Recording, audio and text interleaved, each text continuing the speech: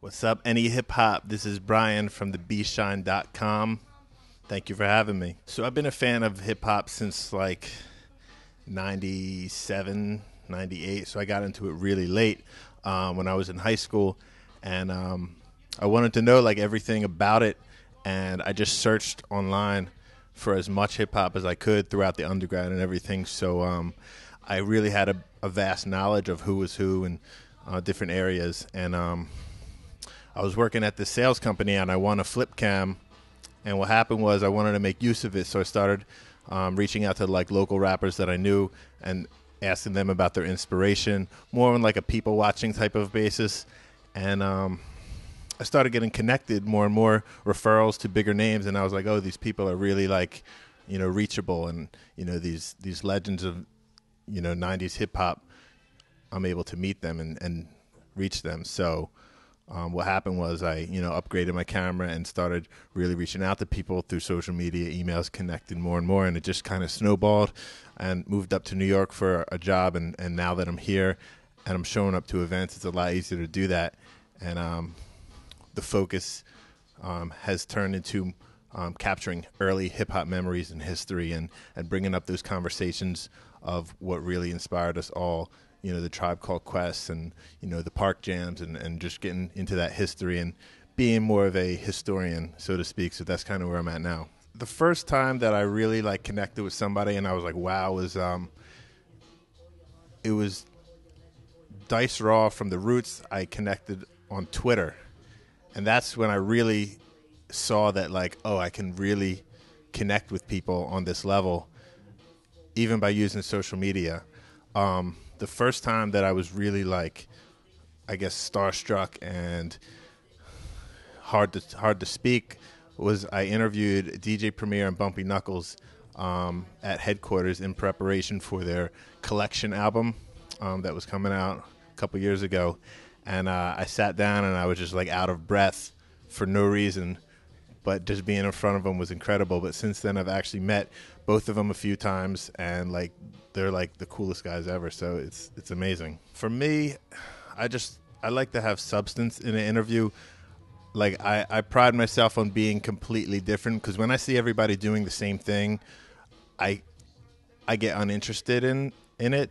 So I never really ask artists, and I never even include it, even if they say it, like I got this project coming out and this is happening and whatever, and like shout outs and drops and things like that. I don't really care for. I really like substance, and what I do is I just go deep into these stories, and I don't feel like anybody's really asking them like, what were you seeing early on when you first got inspired into this culture. A lot of these guys that I'm interviewing were involved in it before it was called hip-hop and before it was called a culture, and it was just something that you did in your neighborhood. So I like to kind of talk about that and see what these beginnings were like and hear from them, and not have me tell the story, but have them tell the story, because what I'm finding is that a lot of journalists back in the day have really told the story of hip-hop from their perspective, but not from what actually happened. So substance is what that is what I like to see in an interview. So I just ask about like the early memories, challenges, most proud moments, favorite memories and things like that, and what kind of legacy that they want to leave behind. So it's more about them.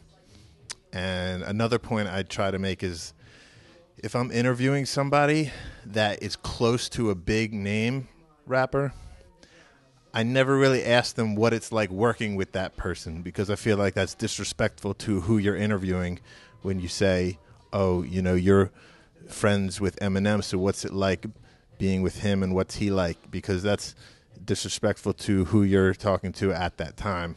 So I just focus on them, and I think they appreciate that a lot more too, and they respect you because you're interested in them. I did an interview with Kenny Parker, who is KRS-One's brother, and he went. I didn't expect this, but I asked him the first question about his early inspiration, and he talked for like a half hour straight just on that first question.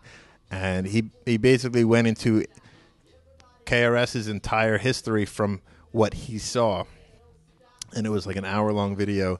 And he was talking about how like he had never DJ'd before, but he wanted to get into it. And Chris was saying how I'm not going to just let you DJ just because you're my brother. You have to be a good DJ. But one night, KRS said to him, Kenny, you're going to DJ. You're going to DJ for our show tomorrow. So here are the turntables. Learn how they work, and I'll see you tomorrow. And that was it. He kind of just threw him in the water like that. And then, other stories I hear is like that's how he helps people learn and helps people grow. And, it could be a very effective way to see, who's fit for something and who's not. But a lot of stories in that Kenny Parker interview were really great because if you're a fan of, the culture and the significance of KRS-One, it's an incredible, a lot of great stories. I would consider doing a documentary. I'm actually been thinking about a couple different ideas on how I would do it, but I haven't decided what direction yet. I know because I mentioned earlier, there's a lot of falsehoods about hip hop and how it came about and where it started.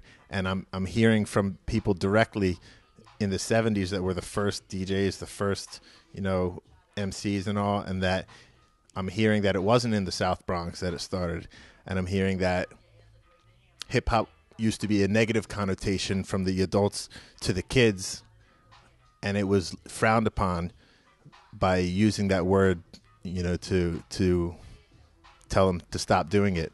But journalists kind of took it that way.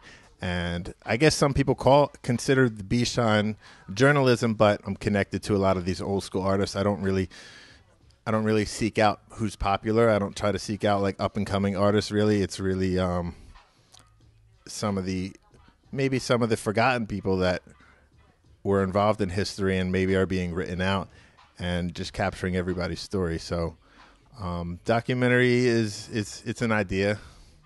Who knows? I mean, there's two sides to that. There's people that I would love to interview just because I'm a huge fan, but there's also who I feel almost obligated that I have to interview that are crucial to hip hop culture. So I think the three that would be crucial, so I'll give you six, I guess. The three that would be crucial would be Africa Bambaataa, Grandmaster Flash, and Kool Herc. I did interview Jazzy J, so that was a really good interview too. So those would be the three main ones. Obviously, there's a lot more around them that are essential, but those are the three most talked about within the community. So as far as my, I guess, wish list, Jay-Z would be one, Eminem, and probably Diddy, just because all three of them have had tremendous influence on not only hip hop but just popular culture and the world, and to get their perspectives. And if I do interview them, you can guarantee that I'm not going to ask them, "What are you working on?" It's going to be in reverse to that. So that's what I'd like to do.